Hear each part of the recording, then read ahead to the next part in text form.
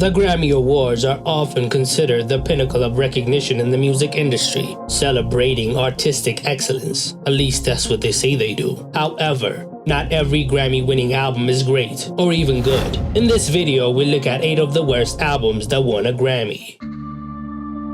The End by Black Eyed Peas.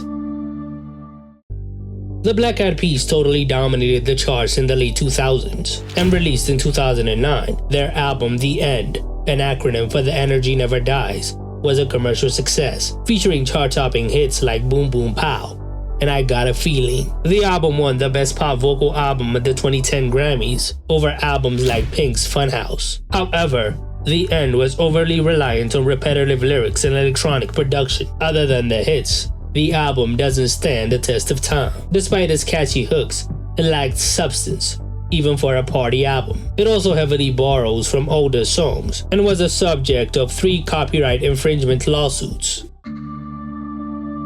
Fame by Chris Brown. Chris Brown released Fame, an acronym for Forgiving All My Enemies, on March 18, 2011. It was the follow-up to his 2009 album Graffiti, which was a commercial failure. It was his comeback album after he assaulted his then-girlfriend Rihanna after the 2009 Grammys. That put a black mark on his career, a huge one he hasn't recovered from to this day, as it should have. The album included hits like Deuces, Yeah 3 Times, and Look at Me Now. While commercially successful, it was polarizing. Fame won the Best R&B Album in 2012. I mean, R. Kelly was in that category too, so I couldn't tell you who should have won that. The album is very inconsistent and lacks cohesion. Furthermore, Chris's personal controversies overshadowed it, causing many to question the Grammy win on both artistic and ethical grounds. Relapse by Eminem. After a 4-year hiatus, Eminem's Relapse marked his return to the music scene in 2009. He was struggling with addiction during his break and having a hard time to get back to music. The album, which included hits like We Made You and Crack a Bottle, received mixed reviews from critics and fans. Despite that, it won the Best Rap Album at the 2010 Grammys. It got its win over more underground albums like Common's Universal Mind Control, Mos Def's The Ecstatic, and Q-Tip's The Resistance. The album's dark themes and unfunny humor just didn't connect with me. It lacked the innovation of his previous work, and that accent he used on multiple songs was horrible. Despite winning Best Rap Album, many fans and critics consider Relapse as one of Eminem's weaker efforts, overshadowed by his next release, Recovery. Even Eminem himself has said that it is his least favorite album from his discography. Divide by Ed Sheeran. Ed Sheeran's Divide was released in 2017, featuring massive hits like Shape of You and Perfect.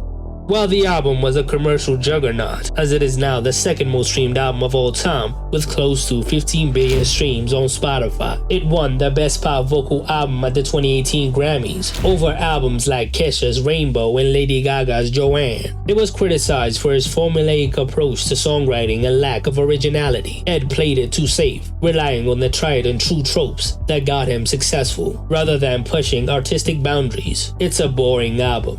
Despite its Grammy win, many felt that the album lacked the depth and innovation expected from an award-winning project. Falling Into You by Celine Dion. Celine's Falling Into You was a commercial triumph. It gained popularity due to its successful singles like Falling Into You and Because You Loved Me. At the 1997 Grammys, the album dominated, as it took home the awards for Album of the Year and Best Pop Vocal Album. The album's win for Album of the Year was particularly controversial, considering the strong competition it faced, including Beck's Odelay and the Fugees' The Score. This win is often viewed as one of the most questionable decisions in Grammy history. Despite its success, some critics felt the album was overly polished and formulaic. Not many people still listen to the album, as it has totally been forgotten. While Celine Dion's vocal performance was undeniably powerful, the album's production and song choices were safe and predictable. For an album that dominated its era, it has not stood the test of time.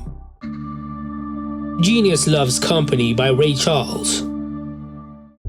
Genius Loves Company is Ray Charles' final studio album and was released posthumously in August 2004. It went on to win 8 Grammy Awards in 2005, including Album of the Year. It won over legendary genre-defining albums like Confessions by Usher and The College Dropout by Kanye West. While the album's success and the accolades it received were seen as a fitting tribute to the legendary artist, it just didn't feel right. Released 2 months after his death, the album benefited from an emotional response from the voters. They were influenced more by the nostalgia and the desire to honor his legacy, not the album's musical merit.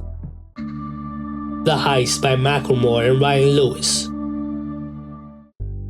Macklemore and Ryan Lewis's The Heist caused significant controversy when it won Best Rap Album in 2014, beating out albums by Kendrick Lamar, Drake, Jay-Z, and Kanye West. While tracks like Thrift Shop and Same Love were popular and socially impactful, many felt that the album's production and lyrical content lacked the complexity and authenticity of its competitors. The win sparked debates about race and commercialism in the Grammys, and many people in the hip-hop community, including Macklemore himself, felt that Kendrick Lamar was more deserving of the award. Macklemore even sent a text message to Kendrick, apologizing for his win, acknowledging that Good Kid, Mad City was a superior album, and he posted the screenshots on Instagram, which was a weird move.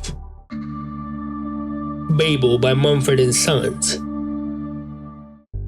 Mumford & Sons' Babel, released in September 2012, quickly became a commercial success and brought folk rock into the wider audience. The album went on to win the Grammy Award for Album of the Year in 2013. It won over superior albums like Channel Orange by Frank Ocean, which was controversial at the time. It continued the band's signature folk rock sound, offering little in the way of innovation and artistic growth. The repetitive use of banjo riffs and anthemic choruses was formulaic. It was nothing new or groundbreaking. I did not think it was Grammy-worthy. It is one of the Grammy's most uninspired choices. Which Grammy-winning albums did I miss? Tell me in the comments below.